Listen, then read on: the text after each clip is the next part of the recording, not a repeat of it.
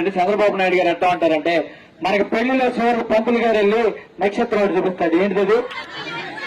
ఆరుంది నక్షత్రం చూపిస్తాడు. ఈయన చూస్తా ఉంటాడు, అది కనపడతా ఉంది. ఇట్లాగే మన సూపర్ 6 కూడా అట్లాగే ఉంటుందండి. అక్కడ చూపిస్తాడు, అల్లా వచ్చేసిందంటే అక్కడ మన దరిద్రం కూడా ఏంటంటే వీళ్ళు ఏం చూపిస్తే నమ్మేస్తారు అనుకుని నిన్న మొన్న ఒక పాపను అడ్డం పెట్టి ఒక వీడియో పెట్టారండి. మీరు అందరూ కొంతమంది చూసుంటారు, కొంతమంది చూసుంటారు. ఆ పాప వచ్చి నాకు మునుపటి ప్రభుత్వంలో ఎప్పుడు ఫీజులు రాలేదండి, ఇప్పుడు మాత్రం దండిగా లోకేష్ బాబు వేసేస్తున్నాడండి అని చెప్పింది. ఆ పాప తల్లిదండ్రులు ఎవరో తెలియదు కానీ వాళ్ళు ఎక్కడైనా కనిపిస్తే అడగాలనుంది. దండిగా ఎవరేశారయ్యా? ఇక్కడ మనందరం ఇక్కడే ఉన్నాం కదా, మన పిల్లల్లో చదువుకుంటున్న పిల్లలు ఎవరికైనా ఫీజులు పండియా? మన చుట్టాల్లో పిల్లల్లో ఎవరికైనా ఫీజులు పండియా? మన ఊర్లో పిల్లల్లో ఎవరికైనా ఫీజులు పండియా? అలాగే ఈ మీడియా, సోషల్ మీడియా మాధ్యమాల్లో బాబాయ్ పెట్టిన కెమెరాలోంచో అటు నుంచో అటువైపు చూసేవాళ్ళని కూడా అడుగుతున్నా, మీరు తెలుగుదేశం వాళ్ళైనా పర్లా, మీ ఇంట్లో పిల్లలు చదువుతుంది, మీ ఇంట్లో అయినా ఫీజులు పడ్డాయా అని అడుగుతున్నా. ఎక్కడా పడలేదు. కానీ మన లోకేష్ బాబు గారు చక్కగా సినిమా ఆర్టిస్టులు నలుగురిని తెచ్చేసి మాకు ఫీజులు పడిపోయి సూపర్ 6 పడిపోయిందని చెప్తాడు. చూస్తుంటే ఇక జనాలు పెంచోళ్ళ లేకపోతే నువ్వు పెంచాలని ప్రయత్నం చేస్తావు. ఒకప్పుడు అందరూ అంటే ఈయన చెప్పిన మోసాలని నమ్మిన జనాలు అందరూ బాబు గారు రావాలి, బాబు గారు రావాలన్నారు. ఇప్పుడు బాబాయ్ కావాలి, బాబాయ్ కావాలన్నారు. గడ్డకు ఈ రోజు పరిస్థితి జనాలు లెక్క ఉంది. కానీ ఒక్కటి చెప్తున్నాండి, ఇక్కడ మా కార్యకర్తల్ని మమ్మల్ని భయపెట్టేసి పోలీసులను అడ్డం పెట్టేసి లేదా మా కార్యాలయాన్ని ముయిపించేసి ఏదో మమ్మల్ని ఆపుదాం అనుకున్నాము. వైఎస్ఆర్ కాంగ్రెస్ పార్టీ జెండా పట్టుకుని 15 ఏళ్ళైందండి. 15 ఏళ్లు పండిపోయి ఉన్నారండి వీళ్ళందరూ. జెండా పట్టిన కాడి నుంచి కష్టాలేండి. తెలుగుదేశం జెండా వాళ్ళలాగా మాకు ఏసీలో కొనుక్కుని ఫుట్బాల్ దిగేసి లోపలికి వెళ్ళిపోయే రాజకీయం. ఈ జెండా మోసే ప్రతి ఒక్కరికి ఖచ్చితంగా ఆత్మగౌరవం అనేది ఉంటుంది. ఎందుకంటే వీళ్ళెవరూ జనాన్ని పీకుతుంటాకి అధికారం రాగానే ఏ పథకం పడిపోతా ఆ దగ్గర ఎంత పర్సెంటేజ్ నొక్కేద్దామా అని తినేవాళ్ళు కాదు. వీలైతే జేబులో 10 రూపాయలు ఉంటే ఆ 10 రూపాయలు 4 రూపాయలు పేదవాడికి పెడదాం, ఇంటికి 6 రూపాయలు.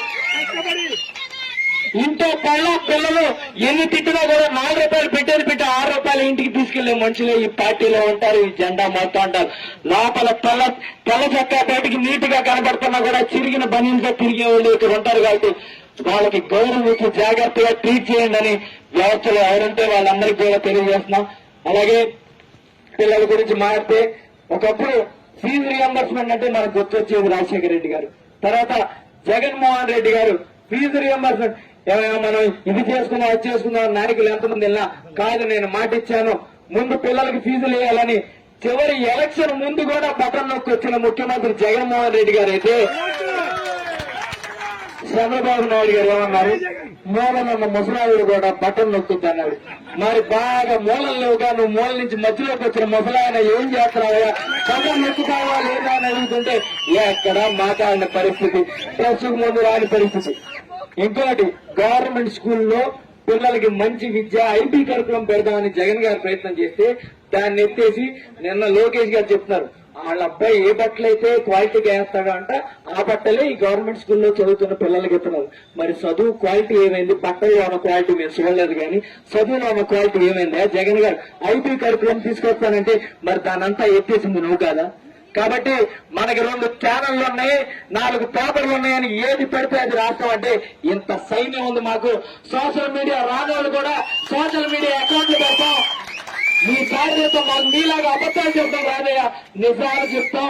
నువ్వు ఏమేమి మాట ఇచ్చావో ఆడవాళ్ళందరికీ 18,000 అన్నావు, 15,000 18,000 అన్ని వీళ్ళందరూ. కొంతమంది అయితే రింగ్ టోన్లు పెట్టి తిరుగుతున్నారు. జాగ్రత్త చంద్రబాబు నాయుడు గారు, రింగ్ టోన్లు కూడా పెట్టి తిరుగుతున్నారు. కాబట్టి తస్మాత్ జాగ్రత్త. ప్రజలు ముగ్గురులని తెలుసుకో.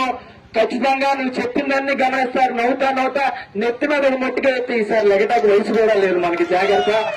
ఖచ్చితంగా చెప్తున్నాను, ఇక్కడున్న ప్రతి కార్యకర్త కూడా ఒకటే చెప్తున్నా, ధైర్యంగా ఉండండి పార్టీ కోసం, జగన్ గారి కోసం. ఎందుకంటే మనం పోరాడేది ఇందాక పెద్దలందరూ చెప్పారు, ఈ పార్టీకి ఆయువు పట్టారు. 1 జగన్మోహన్ రెడ్డి గారు, 2 అంతే. నాయకులు అనేవాళ్ళు వస్తారు పోతారు. సూత్రాన్ని చాలా మంది పోతున్నారు, దూకుతున్నారు, అటు వెంటనే గౌరవిస్తున్నారు, అటు దూకుతున్నారు. వస్తా ఉంటారు పోతా ఉంటారు.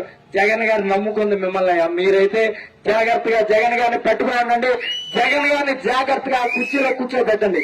ఎందుకంటే జగన్ గారు ఆ కుర్చీలో కూర్చుంటే మనం బాగుపోయినా బాగుపడిపోయినా ఖచ్చితంగా పేద మధ్యతరగతి కుటుంబాలు మాత్రం మంచి విలువైన విద్యా వైద్యం దొరికి వాళ్ళు బాగుపడతారని మీ అందరికీ తెలియజేస్తున్నాం.